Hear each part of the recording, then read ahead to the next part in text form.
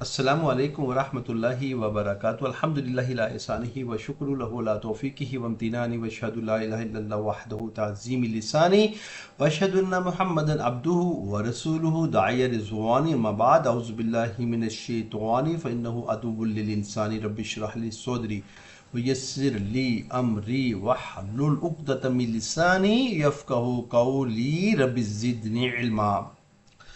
آج میں آپ کو ایک بڑی خوبصورت حدیث بیان کرنے جا رہا ہوں۔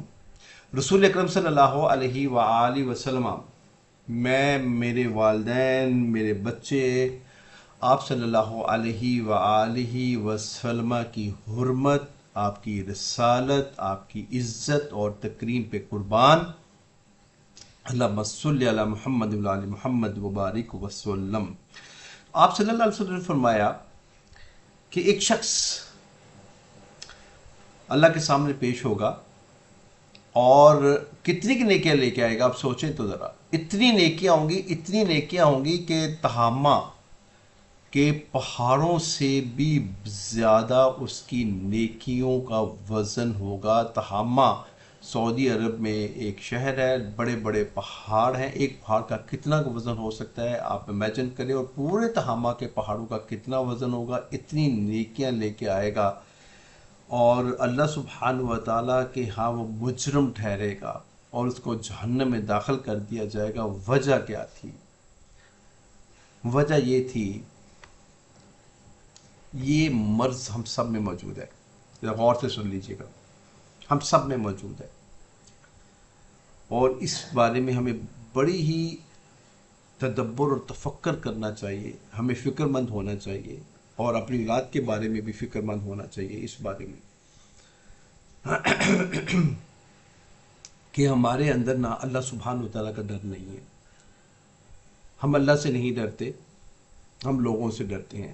یا ایھا الذین آمنوا اتقوا اللہ حق تقاتہ، اے ایمان والو اللہ سے ڈرو جیسے ڈرنے کا حق ہے۔ ولا تموتن الا وانتم مسلمون، نہ تم مر جاؤ اس حالت میں کہ تم اللہ کے ہاں فرما بردار ٹھہرائے جاؤ۔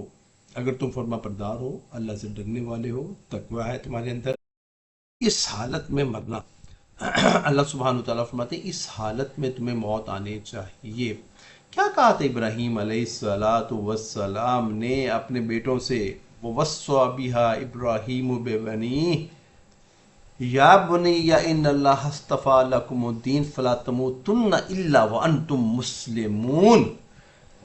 وصیت کی تھی کہ اللہ نے تمہیں چنا ہے، ٹھیک ہے نا، کس کے لیے؟ اپنے دین کے لیے۔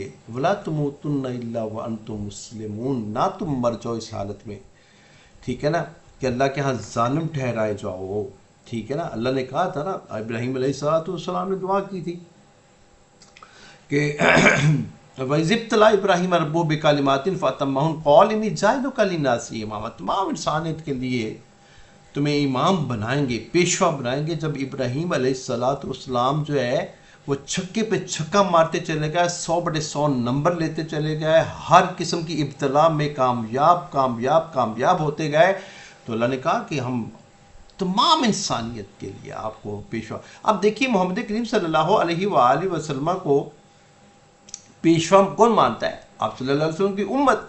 لیکن ابراہیم علیہ السلام کو یہودی بھی مانتے ہیں، عیسائی بھی مانتے ہیں، ہندو بھی مانتے ہیں۔ ہمارے لیے تو سب سے زیادہ ان اول الناس بابراہیم للذین آمنوا وہذا النبی، ٹھیک ہے نہیں، ان اول الناس بابراہیم للذین آمنوا، وہ لوگ جو اس وقت ایمان لے کے وہذا النبی والذین آمنوا، ٹھیک ہے نا، تو وہ لوگ جو کہ یہ نبی سب سے زیادہ جو ہے ابراہیم علیہ السلام محمد کریم اور اس کی امت قریب ہے۔ ما کان ابراہیم یہودی ولا نصرانی ولکن کان حنیفا مسلما۔ دعویٰ تو سب کا ہے نا ابراہیم علیہ السلام کو ماننے کا، لیکن ابراہیم کی ملت کے اوپر کون کاربند ہے؟ وہ اللہ سبحانہ وتعالیٰ فرماتے ہیں وہ حاضر النبی والذین آمنوا، جو مومن ہیں، آپ کی امتی ہیں، سب سے زیادہ قریب محمد کریم صلی اللہ علیہ وآلہ وسلم اور ان کی امت ہے۔ یہ مشرک نہیں تھے، یہ یہودی نہیں تھے، یہ عیسائی نہیں تھے، حنیف تھے. ٹھیک ہے نا. اب میں آپ سے یہ بات کر رہا تھا کہ ابراہیم علیہ السلام نے اپنے بیٹوں کو نصیحت بھی یہ کی تھی. ٹھیک ہے. اور اسی طرح ابراہیم علیہ السلام کے آگے ان کے بیٹے حضرت اسحاق کے بعد یعقوب. تو اللہ کہتے ہیں اس کنتم شہداء اذ حضر یعقوب الموت اذ قال لبنی ما تعبدون من بعدی قالوا نعبد الہک و الہ ابراہیم و اسماعیل و اسحاق الہ واحد ونحن له مسلمون. وہی باتیں اللہ کہتے ہیں تم اس وقت حاضر تھے جب یعقوب علیہ السلام کو موت آئی. اور کیا کہا تھا یعقوب علیہ السلام نے اپنے بچوں کو؟ میں اس دنیا سے جانوں کس کی تم عبادت کرو گے؟ تو انہوں نے کہا تھا ہم عبادت کریں گے تمہاری الہ کی، ابراہیم کے الہ کی، اسماعیل کے الہ کی، اور اسماعیل کے بعد اسحاق کے الہ کی. الہ واحد، وہ ایک الہ، وہ اللہ سبحانہ تعالیٰ کی ذات ہے. سب نے انہیں کی عبادت کی تو ہم بھی اس کی عبادت کریں گے، اس کے لیے تابع دار اور فرما بردار رہیں گے. تو کیا ہم تابع دار اور فرما بردار ہیں؟ کیا ہم اس چیز کا یقین ہے کہ اللہ ہمیں ہر عمل کو ہمارا دیکھ رہا ہے، جانچ پڑتال کر رہا ہے؟ تو پیچھے چلتا ہوں یہ تھوڑا سا کانٹیکسٹ بیان کرنے کے بعد. اب یہ نیکیاں کیسے برباد ہوں گی؟ نیکیاں ایسے برباد ہوں گی. اللہ کے نبی صلی اللہ علیہ وآلہ وسلم فرماتے ہیں تمہاری جیسے نماز پڑھنے والے، تمہارے جیسے مسجد میں آنے والے، تمہارے جیسے روزے رکھنے والے، اذکار کرنے والے، عبادت کرنے والے، ٹھیک ہے نا، یہ ساری وصف وہ اسی طرح ہی ہوں گے صحابہ جیسے تمہارے اندر موجود ہیں. لیکن جب وہ خلوت میں ہوں گے، علیحدہ ہوں گے، تو پھر اللہ سبحانہ وتعالیٰ کی حرمات کو، جہاں پہ اللہ سبحانہ وتعالیٰ نے حرام لکھ چکا ہے اس چیز کو، اس کو پھر پامال کریں گے. مجھے یہ بتائیں کہ اس وقت ایٹ دیٹ مومنٹ، آج سے 1450 سال پہلے کا زمانے میں چلے جائیں، ایک بندہ ہے، ایک صحابی ہے، ٹھیک ہے، وہ اپنے کمرے میں خلوت میں چلا گیا ہے، اکیلا ہے، کوئی نہیں ہے اس کے ساتھ، کوئی نہیں، تو وہ کیا کرے گا؟ اس وقت کیا کرے گا؟ ٹھیک ہے. ہم اپنا ہی زمانہ دیکھ رہے تھے. ہم چھوٹے تھے جب وہ خلوت میں جاتے تھے تو ہم کیا کرتے تھے؟ کیا کر سکتے؟ اس زیادہ سے زیادہ اس وقت ٹی وی لانچ میں پڑھا ہوتا تھا نا، زیادہ سے زیادہ کوئی ناول وغیرہ نہیں پڑھ سکتے تھے نا. اس وقت تو کوئی ناول وغیرہ بھی نہیں تھے، کوئی کتابیں بھی نہیں تھی. ٹھیک ہے. تو وہ کیا کر سکتے تھے؟ بیسیکلی یہ حدیث اللہ کے نبی صلی اللہ علیہ وآلہ وسلم نے بیان کی آج کے دور کے لیے. یہ پیچھے 1.5 ڈیکیڈ سے یہ جو دور شروع ہوا نا، اس کے لیے. جو ہی انسان خلوت میں جاتا ہے، یہ ایٹم بم اس کے ہاتھ میں آتا ہے، یہ اللہ. اور اس میں کیا کیا وہ خلوت میں دیکھتا ہے اللہ کو تو پتہ ہے. ٹھیک ہے نا. تو اس کا مطلب یہ ہوا کہ ہم جب خلوت میں جاتے ہیں تو پھر ہم وہ کچھ دیکھنا چاہتے ہیں جو ہمارا نفس اور شیطان ہمیں اس طرف ڈیویٹ کرتا ہے. اس وقت ہمیں اللہ کا خوف نہیں ہوتا کہ اللہ ہمیں ڈر رہا ہے، کہ اللہ کا خوف نہیں ہوتا کہ اللہ ہمیں دیکھ رہا ہے، کہ اللہ ہمیں نعوذ باللہ کہ اللہ ہمیں دیکھ رہا ہے. اس وقت ہمیں اس چیز کا ڈر نہیں ہوتا. ٹھیک ہے نا. اتقوا اللہ حق تقاتہ، اس طرح ڈر جیسے ڈرنے کا حق ہے. اللہ نے کہا نا اس طرح ڈر جیسے ڈرنے کا حق ہے. اللہ کہتے ہیں اتخش الناس واللہ حق وان تخشا. ٹھیک ہے نا. تم لوگوں سے ڈرتے ہو، اللہ زیادہ حق پہ ہیں کہ اللہ سے ڈرا جائے. ٹھیک ہے نا. فلا تخشوہم، اللہ کہتے ہیں فخشونی، ان سے مت ڈرو، میرے سے ڈرو. اتخشونہم، کیا تم ان سے ڈرتے ہو؟ واللہ احق ان تخشوہ ان کنتم مؤمنین، اللہ زیادہ حق میں ہے کہ اللہ سبحانہ وتعالیٰ سے ڈرا جائے. ٹھیک ہے نا. ٹھیک ہے نا.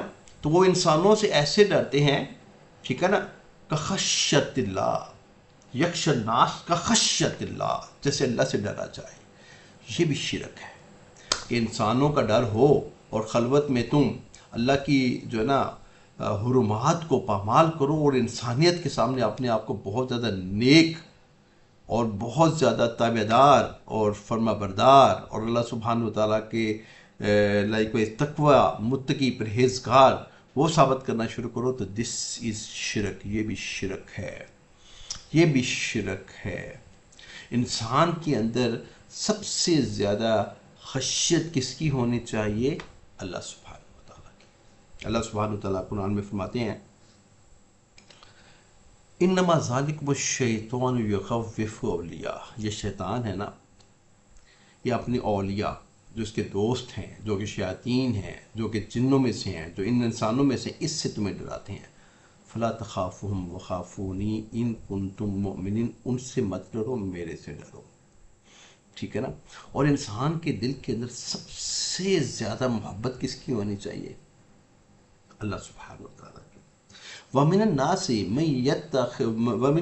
مَن يَتَّخِذُ مِن دُونِ اللَّهِ أَندَادًا يُحِبُّونَهُمْ كَحُبِّ اللَّهِ وَالَّذِينَ آمَنُوا أَشَدُّ حُبًّا لِلَّهِ، ٹھیک ہے نا۔ اللہ کہتے ہیں جنہوں نے اپنی یہ الہ بنا رکھے ہیں، اللہ کو چھوڑ کر اس طرح ان سے محبت کرتے ہیں، وہ محبت جو اللہ سبحانہ وتعالیٰ سے کی جاتی ہے، ٹھیک ہے۔ تو جو مومن ہوتے ہیں اس کی محبت اللہ سبحانہ وتعالیٰ سے سب سے زیادہ ہوتی ہے، سب سے زیادہ ہوتی ہے۔ اور اگر یہ سب سے زیادہ نہیں ہے فتربصوا، پھر تم انتظار کرو، قل ان کان آباؤکم وابناؤکم وإخوانكم وأزواجكم وعشيراتكم وأموال اقترفتموها وتجارة تخشون كسادها ومساكن ترضونها أحب عليكم من الله ورسوله فتربصوا حتى يأتي الله بأمره والله لا يهدي القوم الفاسقين۔ اذان ہو رہی ہے، اذان کو سنتے ہیں، یہاں پہ لیکچر اپنا بند کرتے ہیں۔ اللہ ہمیں خوف کی اور اللہ سبحانہ وتعالی ہمارے اندر خشیت الہی پیدا کرے۔ اقول قولی ھذا استغفر اللہ لی ولکم سالمین، سبحان ربک رب العزۃ عما یصفون وسلام علی المرسلین والحمد للہ رب العالمین۔